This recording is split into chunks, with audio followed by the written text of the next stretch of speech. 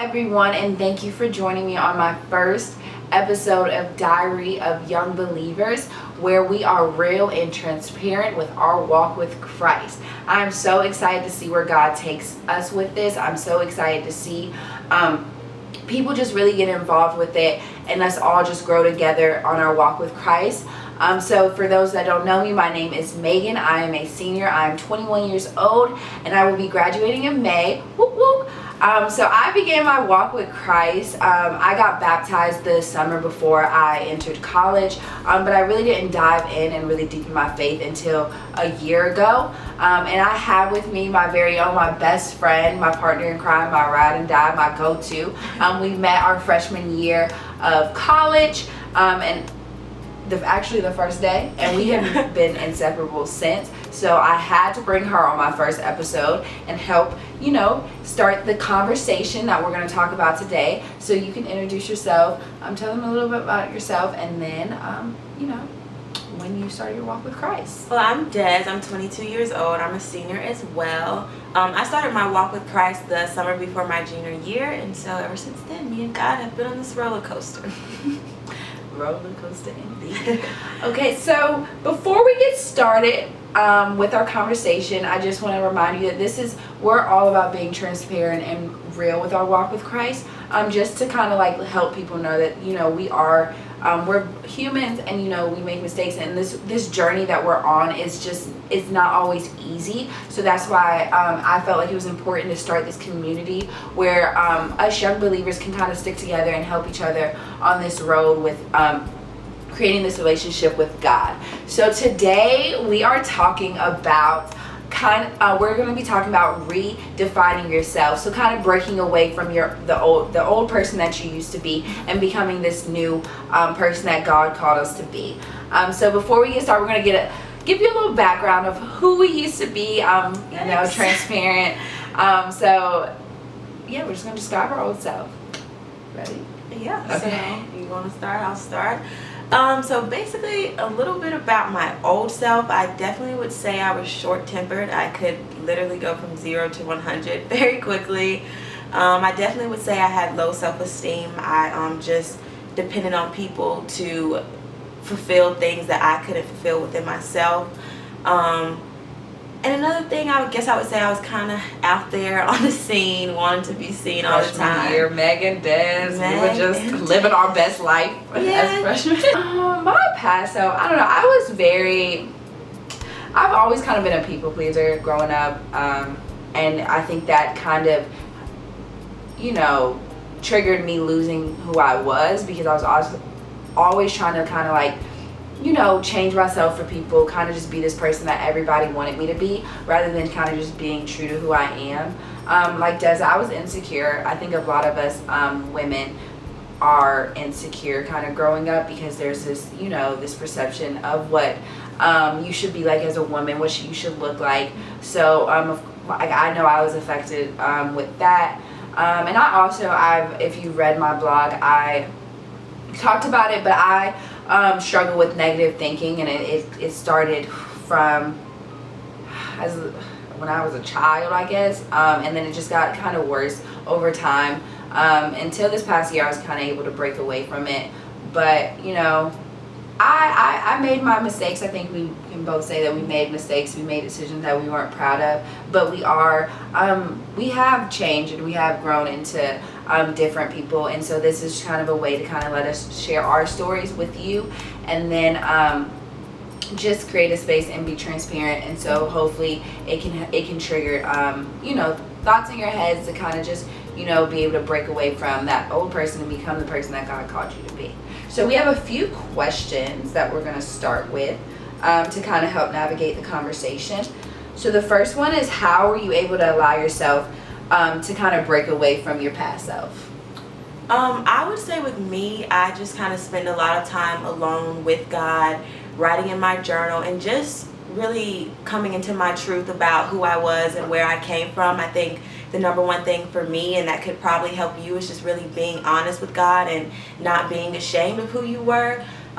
God can literally turn anything around, and I think it really just starts with being honest with him so he can work through you. And just the more time that you do spend with him, he'll just renew your heart, renew your mind, you'll just be new.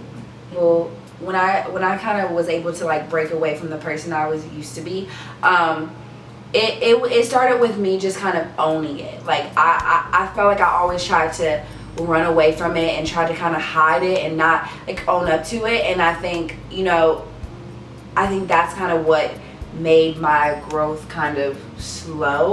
But as soon as I kind of just start owning who I was and letting it be a part of my story, I saw myself kind of detaching away and being able to grow and not kind of be in the same spot. And I think you don't have to run from it. You don't have to always be attached to it, but definitely just own it. It's a part of who you are. It's a part of your story, and you shouldn't be ashamed of it. Yeah, it just shows you how God like truly works. If you just kind of not like always remember it, but just know where you come from. Like it'll just show you how God works and just keep you trusting him and having that faith in him. Definitely. So how do you deal with people who still look at you in kind of the same manner or hold you to your past or your mistakes?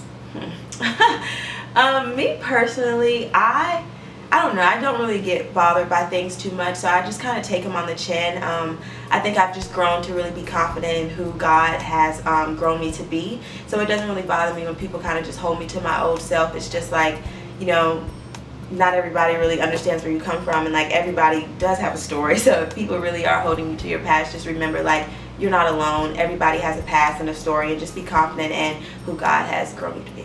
So I'm not gonna lie, I still get bothered when people hold me to my past. I think as much as I hate to admit, I feel like that's why I don't talk to a lot of people in high school, because I feel like I was somebody, like looking back at it, I just felt like that wasn't who I was, and I kind of never wanted to be held to that person, so I kind of distanced myself. Like I said before, I kind of ran from it.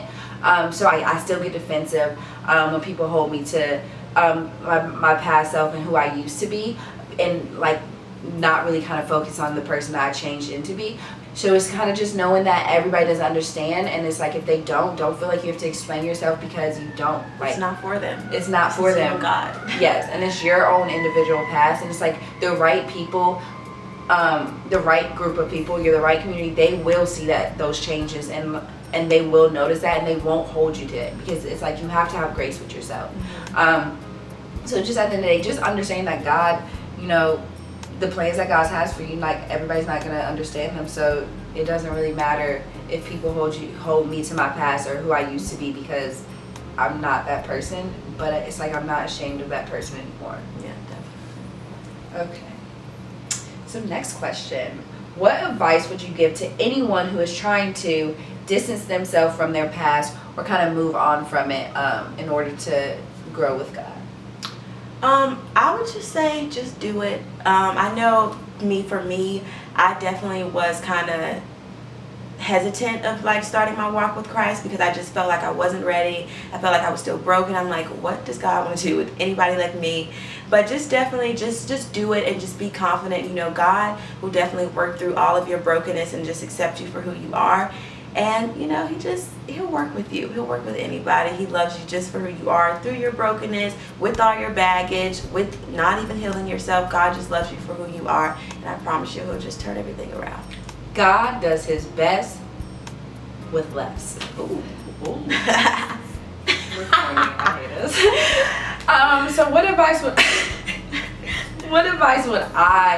I would say just forgive yourself. Like honestly, that was when things start changing for me. Like forgiveness. Forgive yourself and allow yourself to be healed. Allow yourself to grow and to kind of move on from those things, because we all make mistakes. We all have a story. We are all imperfect.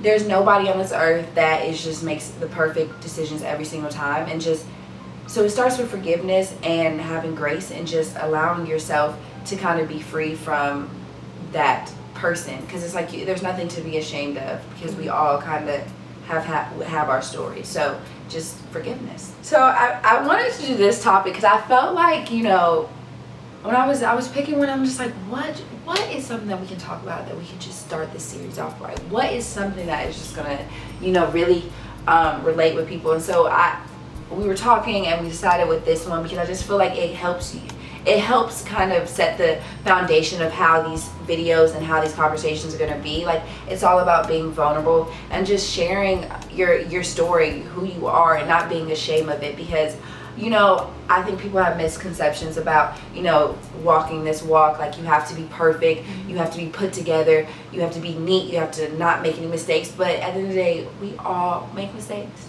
and we're not perfect, and it's like there's nothing to be afraid of. So I felt like it was just a chance for us to tell us who we are and kind of create this foundation of transparency, because I think that's very important with where I want to go with this. And this is something we're still working on. Like we said, everybody makes mistakes. There's so many things that we're still working on ourselves. So just be vulnerable. Have an accountability partner. We definitely depend on each other all the time. I'm so excited that y'all decided to join us on our first little episode of Diary of Young Believers. Throughout this series, we're going to have different people, different believers like us, just sharing their story and helping us have those tough conversations that a lot of people don't really talk about when it comes to their walk.